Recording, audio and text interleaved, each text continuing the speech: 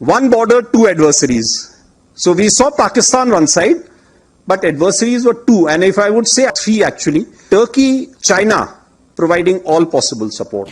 देखिए, जब इंडिया ने मिसाइल का हरमूस मिसाइल जब उन्होंने वो फायर किया और जो आके यहाँ पे नूर खान एयर बेस के ऊपर आगे लगा। भारत ने चीन, पाकिस्तान, तुर्की को हराया है।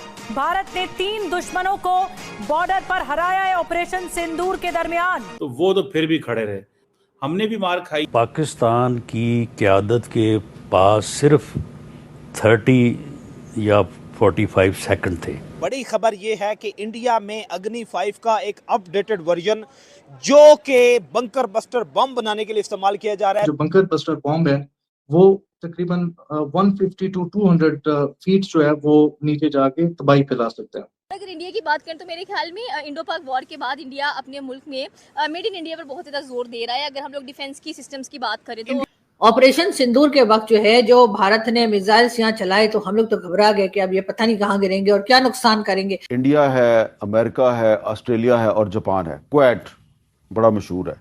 उसकी मीटिंग थी फॉरेन मिनिस्टर्स की वाशिंगटन में, और उसमें जो ज्वाइंट स्टेटमेंट जारी हुई है तो उसमें तो पहलगाम का भी जिक्र आ गया है। ये उनके पास टेक्नोलॉजी आ जाती है तो पाकिस्तान के ज़ेरे ज़मीन जितनी भी न्यूक्लियर साइट्स हैं और जितने भी पाकिस्तान के बंकर्स हैं जहाँ पाकिस्तान के पास टेक्नोलॉजी है वो उनके निशाने पर आ जाएगी। इंडिया के वजीर खारजा हैं, उन्होंने मीडिया से बातचीत में ये भी कहा जी कि हमारा ऑपरेशन सिंदूर अभी खत्म नहीं हुआ। दोस्तों, जैसा कि आपने वीडियो क्लिप में देखा, भारतीय सेना के उप सेना प्रमुख जनरल राहुल सिंह कह रहे हैं कि ऑपरेशन सिंदूर के दौरान भारत एक तरह से 3 दुश्मनों से लड़ा।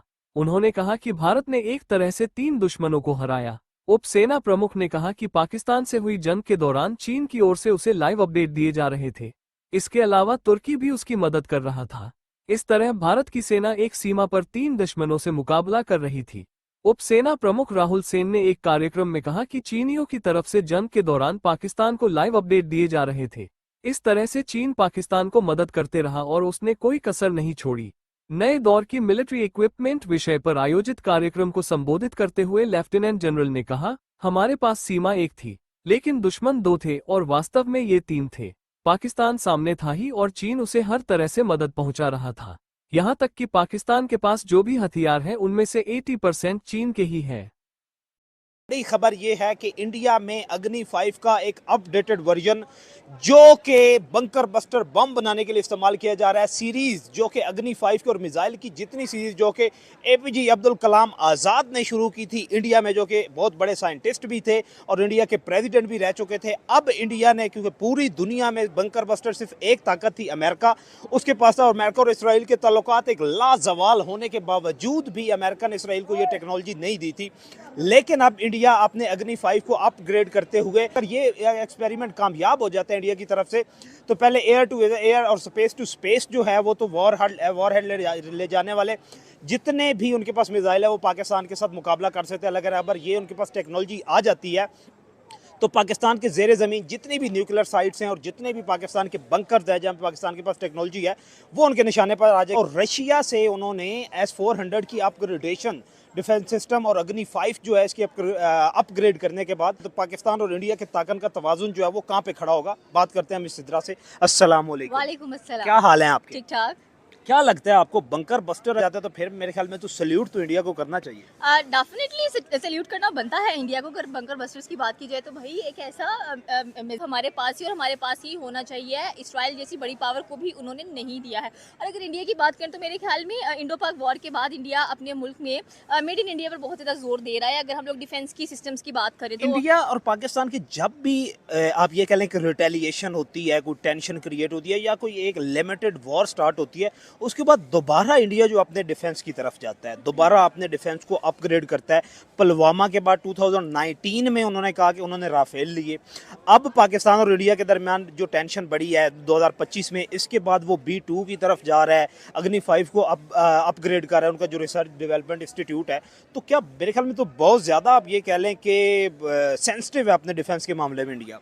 देखिए, जब आप किसी मुल्क के साथ रिटेलिएशन करते हैं या किसी मुल्क को जब आप करते हैं उस पर हमला करते हैं तो आपको अपने जो प्रॉज एंड कॉन्स हैं, जो एडवांटेजेस और डिसएडवांटेजेस हैं, वो नजर आ रही होती हैं कि अच्छा यहाँ पर मेरे से ये कमी रह गई है तो नेक्स्ट मोमेंट पे मेरे पाकिस्तान ऐसा करता है? नहीं, पाकिस्तान मुझे नहीं लगता कि हमने कभी कुछ ऐसा फोकस किया हो कि अगर ठीक है हमारे पास ये कमी है तो हम एक नया डिफेंस सिस्टम क्रिएट करें। हालांकि हमारी इस बार जो आर्मी का बजट है सबसे ज्यादा मिला है, लेकिन इंडिया के मुकाबले में तो नहीं है। इंडिया के मुकाबले में देखिए व्हाट वाज दैट शिप जो बहरी बेड़ा भेजा गया है रशिया की तरफ जी से, बिल्कुल ठीक है, और वो भी वहाँ पर हम अटैक करेंगे।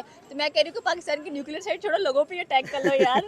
हम तो थके पड़े हैं कसम से, यहाँ पर हमें कोई फैसिलिटी नहीं मिल रही है। हमारे पास सिर्फ एक यूट्यूब है, हमारा इंस्टा मोनेटाइज नहीं है, हमारा टिकटॉक मोनेटाइज नहीं है, हमारे पास फेसबुक मोनेटाइज नहीं है, हमारे पास पेपल नहीं है, हमारे पास पायनियर नहीं है, हमारे पास कोई भी ऐसी सुविधा नहीं है कि जिसको हम यूटिलाइज कर सके। तो मुझे लगता है कि अगर आप लोग चाह रहे हैं कि पाकिस्तान को उड़ाना है या पाकिस्तान की न्यूक्लियर साइड को तबाह करना है, ऐसा ना उसको करने की बजाय ना इसके consequences for beyond the borders भी जाएंगे। इसकी तबकारी जो है, देखिए इसके कॉन्सिक्वेंसेस जाहिर सी बात है, जब न्यूक्लियर बॉम्ब आप यूटिलाइज करते हो किसी कंट्री के अगेंस्ट, तो वैसे भी मुझे लगता है कि यूटिलाइज नहीं करे, वो तबाह करने वाले हैं पाकिस्तान का।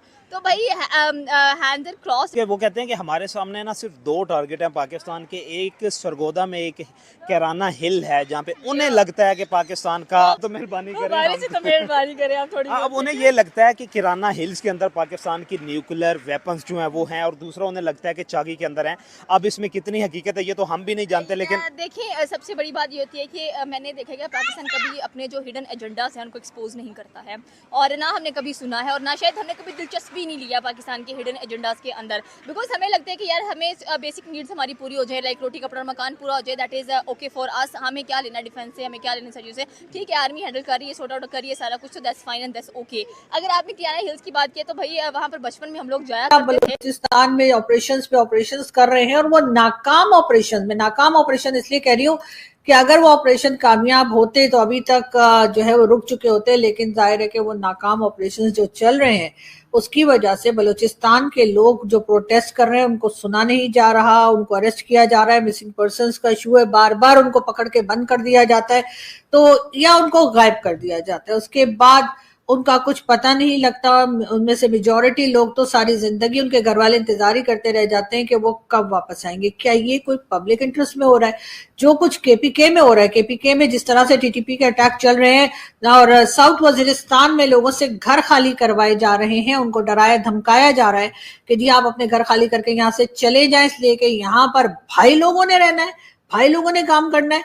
तो क्या ये पब्लिक इंटरेस्ट में हो रहा है? और इसके अलावा कई लोग जानते हैं कि चिलगोजे, आप तो जानते हैं मुझे चिलगोजे बड़े पसंद है और बड़े महंगे होते हैं भाई, मैंने तो 2 साल से क्या 4 साल से नहीं खाए। तो मैं ये बता रही हूँ कि चिलगोजे के जो बाग हैं वजीरिस्तान में और कई दूसरी जगह पर, वहां पर भी जो वहां के लोकल्स हैं उनको भगा दिया गया है और सुना है कि भाई लोग वहां पर पहुंच गए हैं और उन्होंने कहा है कि ये चिलगोजे के जो बाग है ये हमारे हैं और हम इसको देखेंगे। इस किस्म की बातें भी हो रही हैं।